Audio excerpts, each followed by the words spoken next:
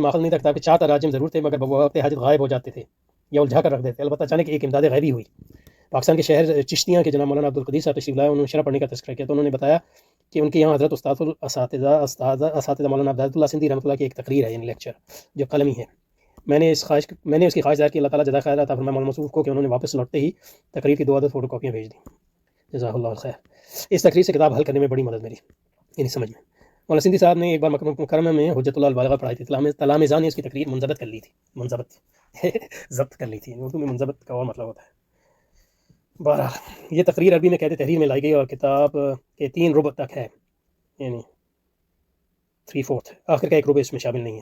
اس تقریر میں عام طور پر مفردات کی تشریح، ضمائر کے مراجع کی تعیین یعنی تعین اور عبارت کی تصحیح اور کہیں کہیں افادات ہیں، یعنی نوٹس یا اس کی شرح. جس کسی مسئلے کو یا عبارت کو نہیں سمجھایا ہے مگر بہرحال اس سے بڑی مدد ملی.